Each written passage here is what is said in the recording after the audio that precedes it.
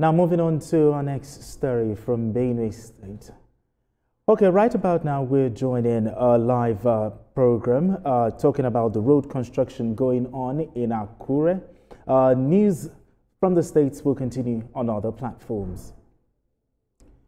Now moving on, the Benue State government has reaffirmed its commitment to boost the transport network being covered and operated as an intra- and interstate transit system.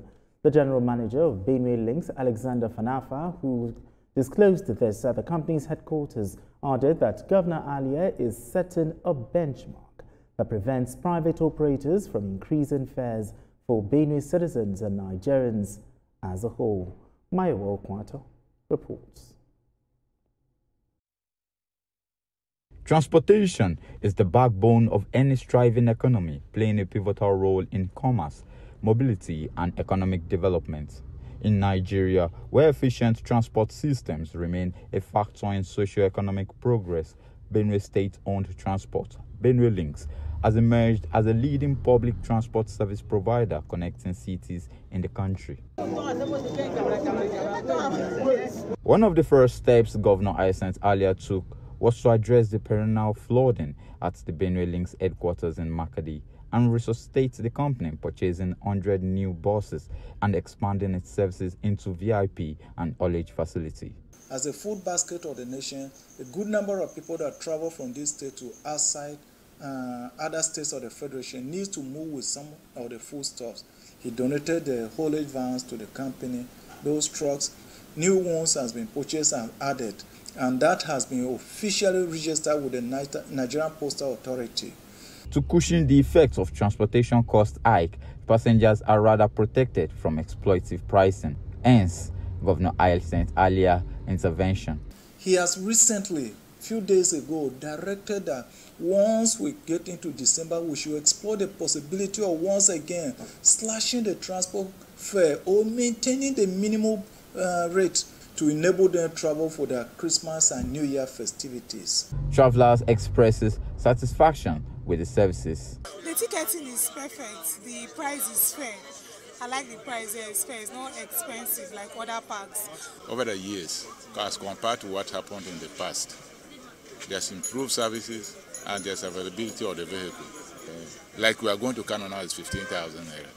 If by that week of December you can make it 13, it'll be good for us.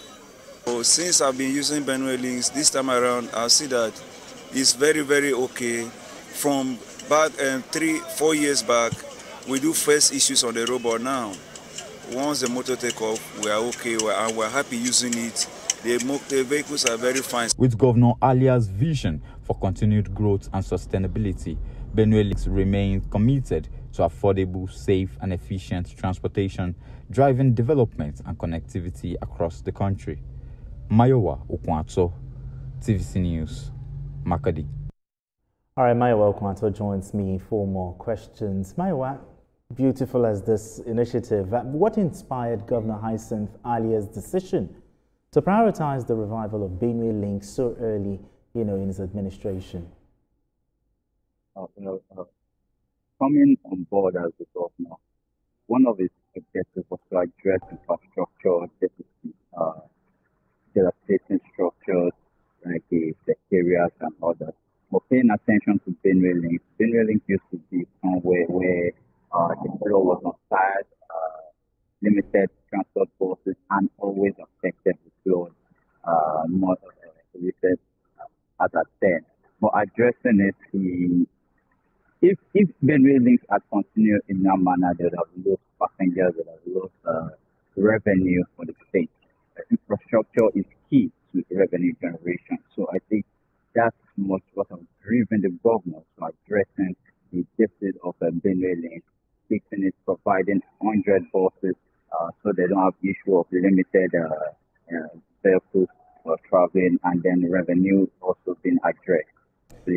Okay, now let's talk about the flooding issue. Can you tell us more about the efforts to resolve the flooding issue at the Benue Links headquarters and how this impacts the company's operations? Now, Benue Links is located, Benue Links headquarters is located somewhere very close to the Benue River. So usually when the Benue River overflows its banks, the Benue link is usually affected, flooding, then affecting vehicles. When vehicle is flooded, it you know, it faces another set of problems. So addressing this, yes, not even just Benue link, the vicinity also of the continent has created water channels. So once there's flooding, once there's a heavy rainfall, the water flows straight directly to the river Benue. So throughout this year, there's not been issue of flooding, particularly during the rainy season. The issue of flooding has been totally addressed now with the hope of it not reoccurring and ensuring Benue doesn't lose its customers, the passengers, the travelers, Benue. Because Okay. when there's flooding, they all definitely move to other parks. So not to lose revenue there, we fix that this conflict on the road. Okay. Yeah. And finally, before I let you go, Governor Alia reduced the transport fares to ease the burden on commuters. How's this decision been received by the residents and also the transport operators? If I bring you back down to when the federal government removed the fuel subsidy, you remember the fuel price of the fuel price spiked up, which increased the transport fare, affecting travelers, all the private traveling companies. But when it came on board, it slashed the price. So it affected other private traveling agencies.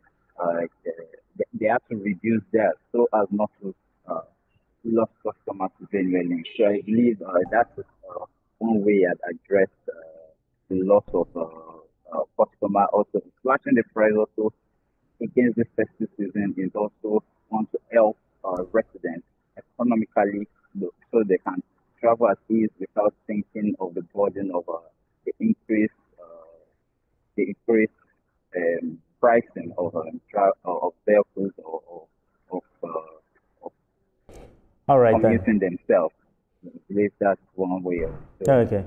All right. Thank you. My welcome, from Benue State. Thank you.